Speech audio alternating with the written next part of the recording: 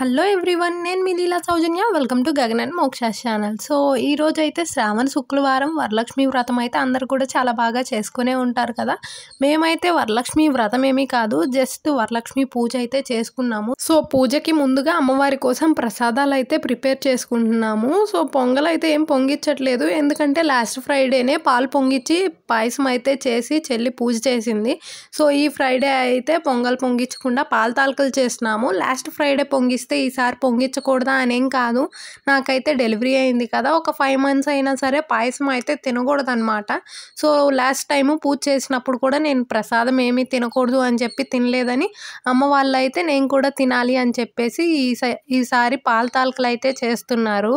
మొత్తం కూడా 5 రకాల ప్రసాదాలు అయితే పెడదామని అయితే అనుకుంటున్నాము. ఫస్ట్ అయితే పాల తాలకలు అయితే ప్రిపేర్ చేసాం కదా, నెక్స్ట్ అయితే పులిహోర అయితే కలుపుతుందనమాట చెల్లి. ఇంకా థర్డ్ అయితే గారెలు, ఇంకా ఫోర్త్ వచ్చేసి పూర్ణాలు అయితే వేసుకున్నాము. ఇంకా ఫిఫ్త్ వచ్చేసి వడపప్పు అయితే పెట్టాము. నార్మల్గా అయితే శనగలు అయితే పెట్టుకుంటారు కదా లక్ష్మీదేవికి, శనగలు కాకుండా శనగపప్పు అయితే పెడుతున్నాను అనమాట వడపప్పు లాగా, ఎందుకంటే పూర్ణాల కోసం అని చెప్పేసి నానపెట్టాను కదా. సో వాటిని కొంచెం పక్కకైతే తీసి బెల్లం ముక్కలు అవన్నీ కూడా కలిపాను.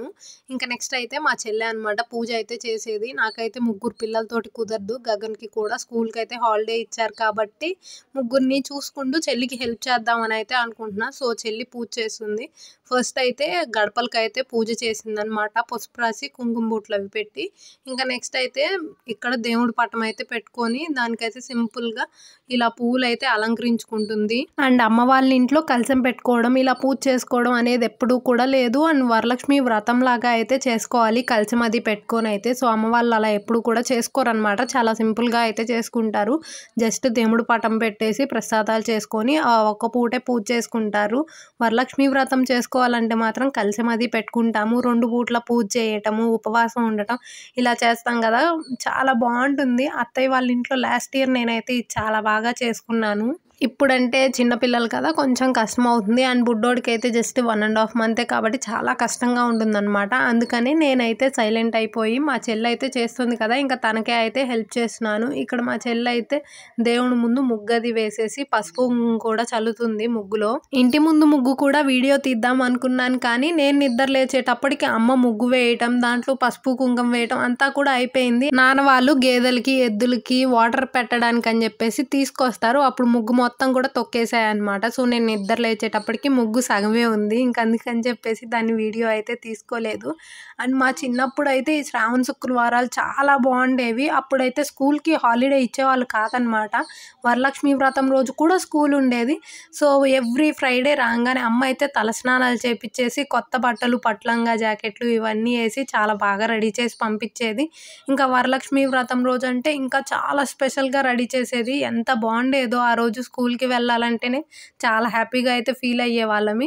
గగన్కి కూడా అంతే, ఫస్ట్ శుక్రవారం అలాగే రెడీ చేసి అయితే పంపించాను. లంగా జాకెట్ వేసుకొని స్కూల్కి వెళ్ళొచ్చింది. సెకండ్ ఫ్రైడే అండ్ వరలక్ష్మి వ్రతం కాబట్టి హాలిడే ఇచ్చారు. ఇంకా నెక్స్ట్ 2 Fridays అయితే ఉన్నాయి కదా, సో అప్పుడు కూడా ఇలానే శ్రావణ శుక్రవారం అంటేనే ఆడపిల్లలది, చక్కగా లక్ష్మీదేవి లాగా రెడీ అయ్యి స్కూల్కి వెళ్తే ఆడపిల్లలందరూ కూడా ఎంత కలర్ఫుల్గా అయితే ఉంటారో కదా.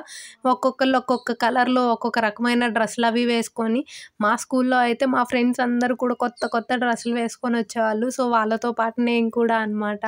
ఇంకిక్కడ చెల్లి అయితే దేవుడి ముందు తాంబూలం పెట్టుకొని దీపారాజన అయితే చేసింది. ఇంకా నెక్స్ట్ అయితే మేము చేసాం కదా ప్రసాదాలు, సో ఆ ప్రసాదాలన్నిటినీ కూడా దేవుడి ముందు పెట్టి ఇంకా కొబ్బరికాయ అయితే కొట్టేసింది అనమాట. ఇంక ఫైనల్గా హారతి కూడా ఇచ్చేస్తుంది. ఇలాగ చాలా సింపుల్గా అయితే చిన్నప్పటి నుంచి కూడా అమ్మ వాళ్ళ ఇంట్లో శ్రావణ శుక్రవారాలకి అయితే పూజ చేసుకుంటాము. ఇంకా వరలక్ష్మి వ్రతం రోజు అయితే ఇలా 5 ప్రసాదాలు ఇలాగైతే చేసుకుంటాం. ఇంకా మిగతా శ్రావణ శుక్రవారాలు అయితే ఒక వారం సేమియా చేసుకోవడం, ఒక వారం పాయసం చేసుకోవడం, ఇలాగా ఏదైనా కానీ ఒక ప్రసాదం అయితే చేసుకొని పూజ అయితే చేసుకునే వాళ్ళమి.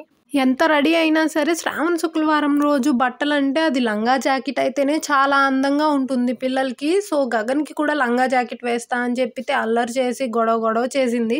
అదే స్కూల్కి వెళ్ళడం అయితే చక్కగా వేసుకొని స్కూల్కి అయితే వెళ్ళిపోయేది. ఈరోజు ఇంటి దగ్గర కదా, ఫ్రీగా ఆడుకోవడానికి కుదరదు అని చెప్పేసి వేసుకోకుండా ఇలా సింపుల్గా మిడ్డీ వేసుకుందనమాట.